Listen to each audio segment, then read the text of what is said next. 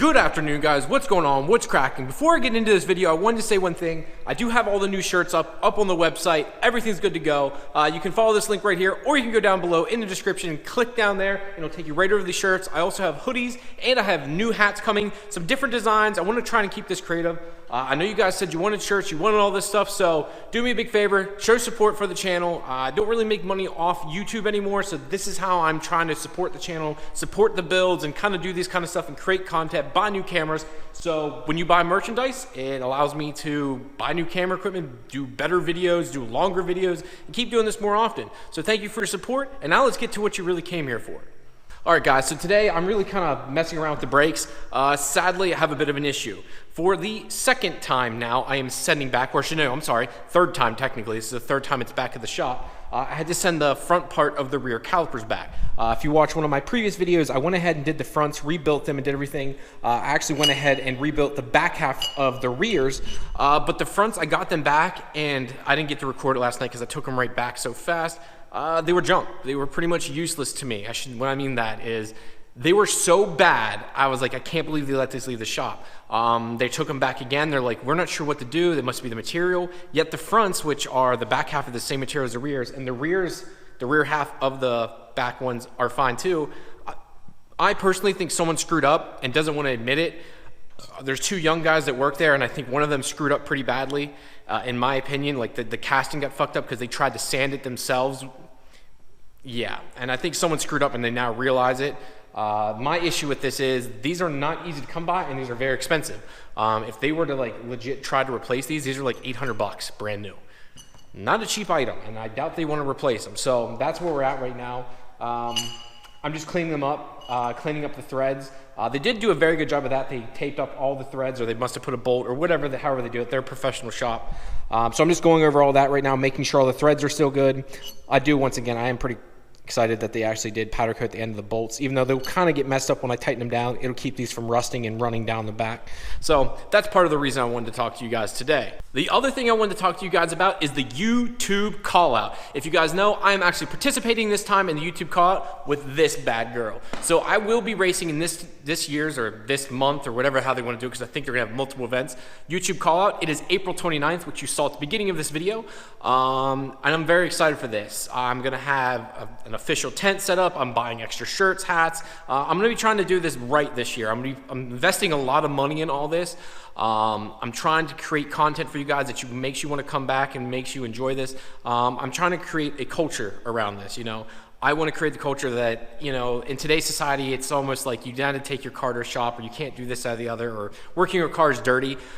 I want to show you guys that working on your car is fun, that it's enjoyable, and that you can enjoy doing this. Wrenching on your car is supposed to be an enjoyable thing. It's supposed to be relaxing. I don't know how many times I've worked on my car with my friends, and it's by far one of the most fun things I can really do. I look forward to doing that on the weekends. So if you don't know, Jack, or Dirty Max Jack, is the one that called me out. He has a C6 Z06 Corvette with big cam, refreshed valves, the whole typical, you know, Corvette thing. I think he makes a little over 600. I make around 650. I think we're pretty close because he was on a dyno jet. I was on what the hell are they called? Clutch things? I don't freaking know what they're called. I can't remember right now. But anyways, the way they were dyno, I think they'd be pretty close. The only thing I really sketched out about now is two things. Is one, I'm on an R154 transmission. Racing this with that R154 is a bit sketchy. I'll go in here real quick. Sketchy in the fact that I'm afraid it's going to break. The transmission is good to a point. Let me sit down here, get my fat ass in here. It's good to a point. I mean, it shifts, and I'll be able to bang gears. I mean, I won't go to fifth, so that won't be an issue. So I'll be first, second, third, and I'll probably get into fourth for a good bit. And then, you know, that'll be the end of the race. My next really worrisome thing is the rear end. I'm still running a stock Torsen rear end, and I just had a real big scare. Local-ish guy, Pennsylvania guy, Steve Outerbridge, actually had his Torsen lock up on him. What happens is this. Let me show you on the board here real quick. Okay, guys, so this is my ghetto-fi drawing real quick, so let me explain. So you have your diff that sits right back here in the center of your car, then you have your axles that come off of it. So this is your pumpkin or your diff. These are your axles coming off in your front wheels. So if you're driving down the road and you're flooring it, going down the road, going this way here, and then say your diff locks up with a Torsen diff, it locks one of the wheels. So you either lock left or right, it can be either or. When it locks that wheel is locked. The other three are still moving. So just like anything, if you paid attention to mathematics or physics in any sort, this locks up, this now becomes your axial point. So this locks and your car wants to spin to the right. And when it spins, it happens uncontrollably and you don't know what's going to happen. And then you wreck into whatever's right beside you, left or right. I believe 1320 Video had a whole thing on this too with a silver Supra that actually wrecked like that. I hadn't heard about it in a long time, but it has me scared now going on a track going fast for two reasons. One, if I wreck on the track and as I drop my cap, my insurance won't cover it. So this car would be gone, which is really scary to me now thinking about it. So I'm trying to find some racing insurance for that day just to cover the car. God forbid anything would happen, I need it to be covered. Number two is destroying the car. You know, if I hit the wall in this, it's done. There's no coming back from it, unfortunately.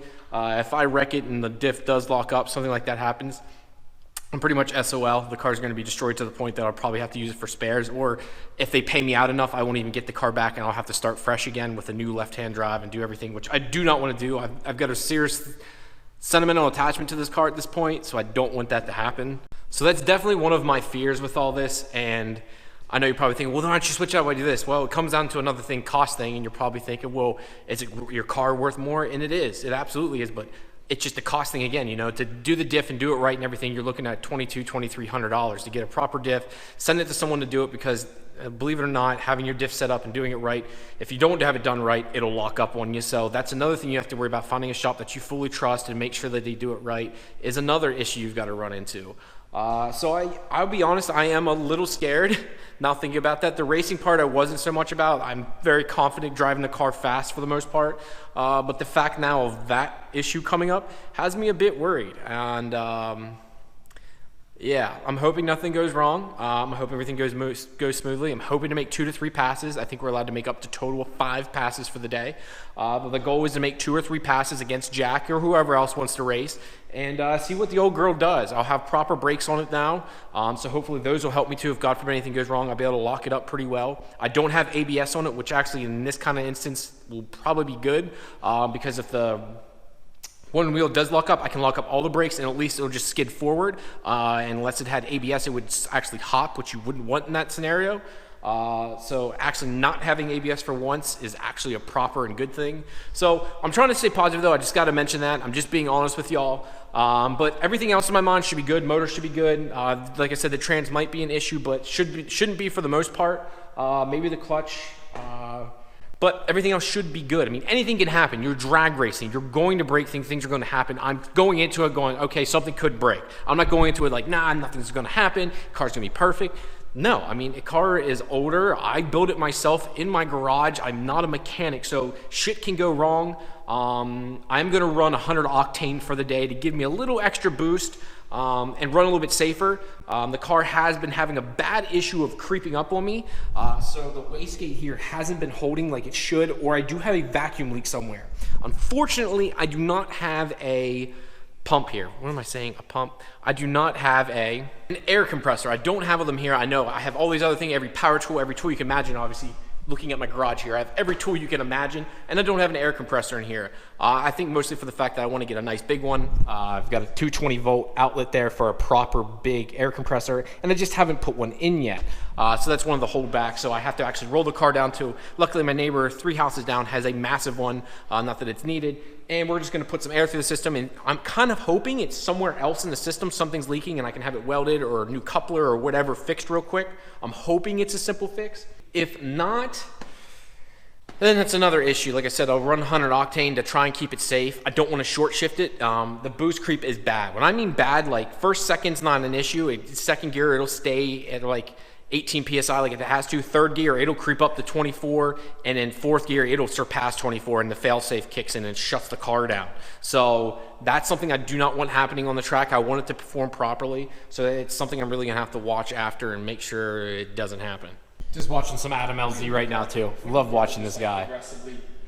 He's one of the other guys too. He's a big YouTuber, but he actually works in his car, drifts his car. Like, I love the fact he's always learning. So there is some people out there that do actually enjoy working on a car. I need to pause this so you guys can hear me. That do like working on their cars still. I feel like a lot of YouTubers for the most part are just like, they just sit back and pay a shot to do it, which honestly, there's nothing wrong with that. But I hate when those same people go, well, you need to do this and this. I'm like, don't tell me what to do when you have no fucking idea how it works or how it gets done. Don't preach to me when you don't even know how to fucking turn a wrench. That's the only time I ever get mad at that kind of stuff. What I am going to do though, I am going to take this for a drive here again today. I haven't got the 4x4, aka the MR2 done yet. I did just measure the front lip. It is exactly 8 inches off the ground from dead center. So I talked to my one friend, Jeremy DeHart. He has a beautiful red MR2, which is kind of the reason I based this car off of, was he had a simple 5-spoke wheel. That's kind of the reason why I went with these wheels. His car is absolutely beautiful. I actually linked down here his Instagram. You gotta go follow him. His shit or not Instagram, his Facebook. He's badass. Anyways, yeah, the front lip on his sits 6 3/4 inches off the ground. So I'm 2 1/4 inches higher than him. Okay, I think I can get it that low. I mean, my car's not lowered at all. I think if I drop it 2 inches, I'll be close to there, and I'm gonna get rid of these front tires, go to something a little bit narrower. The 235 that's on right now is a wide 235, so if I go to like an NT 555 from Nitto, or even go down to say a 225, or go to a 235 35 instead of a 235 40, it would bring it down some, and I think it would give me the look I really want. In the back, I'm still going to stick with a 255 40, just get rid of these bubbly 255 40s. They're a little wider than I would like them to be, so I think that's what I'm going to do next. I've got the door down. It looks sunny and beautiful, by the way. It's like 20-some degrees right now. It's almost time for me to open the doors. It's almost time for me to get out all the time. We're almost there, guys. If you guys follow Street Speed 717 or Nick and those guys over at the 717 crew, you know it's still cold. Those guys are still bitching about it like I am. It is getting kind of old. It's unusual. The last couple of years it's been really warm, and now we're finally getting all this crazy cold weather. So I'm hoping it's over here, and we just had our last little bit of snow, and I think that's the last of it. So we should be able to get the cars out all the time. All right, guys, again, thank you very much for tuning into this. I just wanted to do a little update, kind of talk about the YouTube call out, what it's all going to be. I'm hoping to see you there. Gates are open at 10 o'clock. It's from 10 to 5 at Cecil County Dragway, April 29th. Again, down below, I'll have everything listed out. I'll have where you need to go. It's called the YouTube call. To have the page listed out, everything you need. Again, guys, if you could do me a favor, go check out the Facebook and Instagram. I'm always posting stuff way ahead of time on there. When I'm working, wrenching on stuff, I'm always just posting little tidbits of what I'm doing before the video comes out. Thank you guys very much, and I'll talk to you later. Peace! There goes a sight from my soul.